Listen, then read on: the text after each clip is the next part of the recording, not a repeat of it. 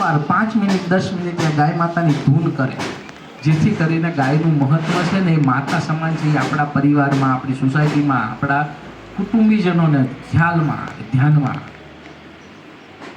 અને એ ધ્યાન આવે ને એટલે દીવાને આપણે સૌથી પહેલાં યાદ કરવાનો. દીવો યાદ કરીએ એટલે આપણને ધ્યાનમાં આવે. આપણને હમણાં મેં પૂછ્યું હતું કે આ ઘીનો દીવો આપણે કર્યો છે, કયું ઘી છે? કે ગાયનું જ ઘી છે. આ પેલું બાજુમાં ડબ્બી પડી ને પાછી, એ ડબ્બી ઉપાડો જોઈએ આપ. હા, એ ડબ્બી એમાં લખ્યું છે ગોવર્ધન ગાયનું ઘી, આવું લખ્યું છે. હવે આ ખરેખર ગાયનું ઘી છે ખરું? આ બજારમાંથી આવે છે એટલે આપણે તો જે કંઈ કરીએ છીએ એ કરીએ. હવે એના ઉપર છે ને, જો એક લાલ કલરની એક ગાય દોરેલી છે અંદર, અને એને સપાટ છે ઉપર, એટલે કુંદ નથી એવી ગાય દોરેલી છે. જો ઉપરની બાજુમાં છે લાલ કલરની પટ્ટીમાં. લાવો હું લઈને દેખાડું આપને. આ જગ્યાએ આ પટ્ટીની અંદર અહીંયા એક ગાય દોરેલી છે. જોશો એટલે બધાને દેખાશે. અહીંયા છે, ધ્યાનમાં આવે છે તમને? આ જે ગાય દોરેલી છે ને અહીંયા, એ જર્સી ગાય છે. જર્સી એટલે, અને ગાય નો કહેવાય, જર્સી ભૂંડ કહેવાય. એટલે આપણને એ તો દોરીને આપે છે આપણને કે આનું ઘી છે, આ ગાયનું નથી. શેનું છે? જર્સી ભૂંડનું. ભૂંડ શું કામ? કારણ કે બે પશુઓ એવા છે, એક યાક અને બીજું ભૂંડ. આ બેના મિશ્રણથી જે પશુ તૈયાર કરવામાં આવ્યું ને એ પશુને જર્સી કહીએ છીએ. તો એનું દૂધ કે ઘી જેને ખાવામાં આવે છે એની મતિ કેવી થાય? જેવો અન્ન એવો ઓડકાર. તો ભૂંડનું ઘી ખાઈએ તો આપણી મતિ કેવી થાય? પછી કેવું પડે કાં તો ભૂંડ જેવા રહ્યા. એવું કોઈ કહો તો ગમે નહીં, પણ ભૂંડ જેવા રહ્યા એનું કારણ છે શું છે? અને એના ભગવાનને આપણે દીવો કરીએ છીએ એટલે ભગવાનને કહીએ તમે કેવા થાઓ. આવું આપણે બોલાય, હિન્દુઓ છીએ, પાપ લાગે. પણ છતાંય આ કરીએ છીએ તો આનું પાપ ન લાગે આપણને? જો ન બને તો આપણે અહીંયા રાજેશભાઈ છે, એમને ખ્યાલ છે, આપણી ગૌસેવા ગતિવિધિ ગાયના ગોબરમાંથી ધૂપ બનાવે છે. અહીંયા આવીને જોયું સવારે, એટલે મેં સવારે પહેલાં જ એમને હાથ આમ ઇશારો કર્યો કે આ શું ભાઈ, આપણે અહીંયા પૂજા કરતા વખતે અગરબત્તી ન કરીને શું કામ ન કરી? કારણ કે જે તમે અગરબત્તી વાપરો છો ને એની અંદર એક વાંસની સળી હોય, એના ઉપર થોડું બધો જ્વલનશીલ પદાર્થ લગાડેલો હોય, અને આ બળે એટલે આપણને માને કે એની સુગંધ છે, ધુમાડો થાય. પણ તમને ખબર છે સૌથી વધારે કેન્સરનું કારણ છે ને એ વાંસનો ધુમાડો છે. એટલે આપણા ઋષિમુનિઓએ શાસ્ત્રોમાં ના પાડી હતી કે વાંસ બળાય નહીં. આપણે ક્યારેય વાંસ નથી બાળતા. એના બદલે રોજ ભગવાનની સામે જ વાંસની સળીઓ બાળીએ છીએ, અને પછી એનો આપણે પાછો શ્વાસે લઈએ છીએ, એટલે આપણામાં એ કેન્સરનો વિષય આવે. તો આ અગરબત્તીઓ કરાય ખરી? અહીંયા મંદિરમાં થયેલી છે, અને મંદિરમાં થયેલી છે એટલે આપણે આપણા ઘરે નહીં. તો આપણે બધાને તો એ સૂચના આપી શકીએ ને. એ બહેનો આપણી ભજન મંડળીમાં જેટલા પણ છે ને એમણે એક નિયમ રાખવાનો છે. કયો નિયમ રાખવાનો છે? વાંસવાળી અગરબત્તી કરવાની નથી. તો કઈ અગરબત્તી કરવાની છે? ગાયના ગોબરમાંથી બને છે, છાણ હોય અને શું કહીને એની અગરબત્તી. અને કદાચ કઈ નહીં તો રાજુભાઈ પાસે જ મળી જશે, એમને પણ ધ્યાનમાં છે. અહીંયા આપણી ગૌશાળાઓ છે આપણા નગરની. આ નગરમાં ઘણી ગૌશાળાઓ એવી છે કે જે ગાયના ગોબરની અંદરથી ધૂપબત્તી બનાવે છે. તો એનો ઉપયોગ કરી શકીએ. અને ભગવાન પાસે તો ગાયનું તો એમને અતિ પ્રિય છે, એનો વાસ છે, એમાં લક્ષ્મીજીનો વાસ છે ગોબરની અંદર. ગોમય વસ્તે લક્ષ્મી, એવું કીધું. ગોમય, ગોમય એટલે ગોબર. તો ગોબરની અંદર લક્ષ્મીજીનો વાસ છે, તો એ જ અર્પણ કરીએ તો એ અતિ ઉત્તમ છે. આપણા ઘરનું પણ સારું, પરિવારનું પણ સારું, અને ઈશ્વર પાસે પણ સારી વસ્તુ આપણે અર્પણ કરીએ છીએ.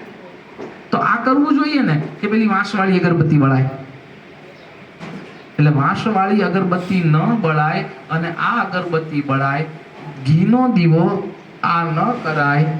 પણ ગાયનું ઘી, જે ભારતીય દેશી ગાયનું ઘી છે, આમાંથી ગાયનું દૂધ ઘી ખાય છે એવા કેટલા છે અહીંયા? ગાયનું ખાય છે એવા 2. સરસ. તમારામાંથી કોઈ? માર્કેટમાંથી આવે છે, આપણને અવેલેબલ નથી. શું કરીએ? આપણે એવી વ્યવસ્થા ન કરી શકીએ કે ભાઈ નથી તો કદાચ જો એવું નથી કે ન હોય, આપણે એમ કંઈક સોનું નથી તો તાંબુ પહેરાય, પિત્તળ પહેરાય. આ વાત સાચી. પણ એમ કહે કદાચ કોઈ કે રોટલી ખાવા નથી મળતી તો ઝેરે ખાઈ લેવાય, આવું કહે કોઈ? કોઈ ના કહે. રોટલી ખાવા મળતી હોય તો રોટલી ખવાય, પણ રોટલી ન મળે ને તો ઝેર ન ખવાય, પાંદડા ખાઈને જલવી દેવાય. એમ જો દીવો કરવા માટે આપણને ગાયનું ઘી નથી અવેલેબલ તો અહીંયા આપણી ઘણી ગૌશાળાઓ છે આપણા આજુબાજુના વિસ્તારમાં, એમની યાદી પણ આમની પાસે હશે. એ યાદી એમની પાસેથી એકવાર લાગી લો, ભાઈ રાજુભાઈ ક્યાં મળે છે, અથવા રાજુભાઈ તમે પણ એક કામ કરી શકો, અહીંયા એક યાદી બનાવીને લગાડી દો મંદિરમાં કે આ જગ્યાએ તમને ગાયના ગોબરની ધૂપબત્તી મળશે, આ એનો નંબર છે, ફોન કરીને મગાવી લો. આ જગ્યાએ ગાયનું દૂધ કે ગાયનું ઘી મળશે, આ ફોન નંબર છે, મગાવી લો. અને બજારનો જ ભાવ હોય છે, જે દૂધ 70 રૂપિયા તમે બજારમાંથી 60નું આવે તો આ એ જ ભાવ આવશે, આમાં કંઈ વધારે ફેર નહીં પડે.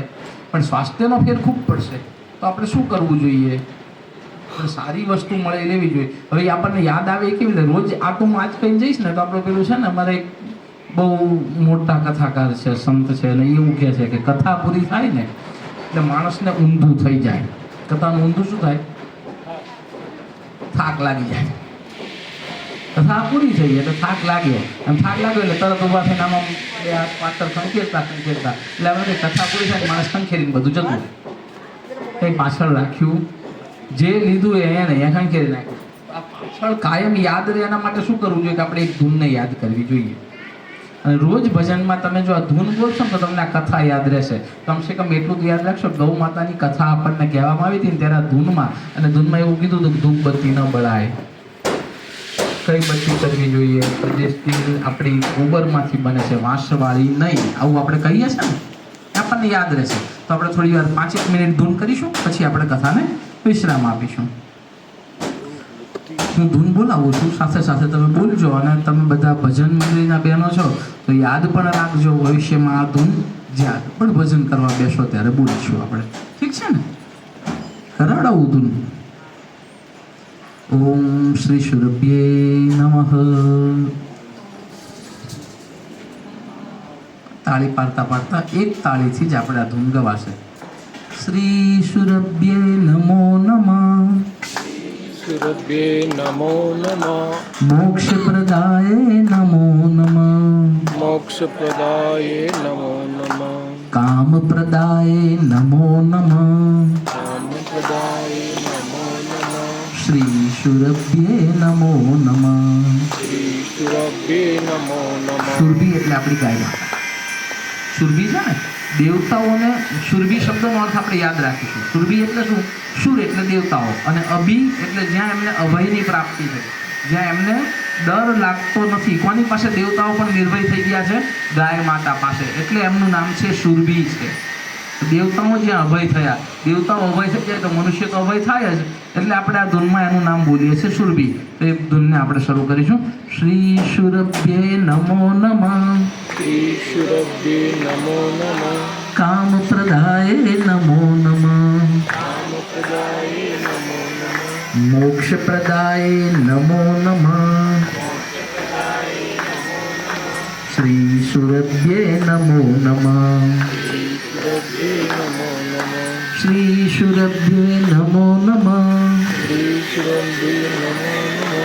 જ્ઞાન પ્રદાય નમો નમઃ. જ્ઞાન પ્રદાય નમો નમઃ. ધર્મ પ્રદાય નમો નમઃ. ધર્મ પ્રદાય નમો નમઃ. શ્રી સુરભ્યે નમો નમઃ.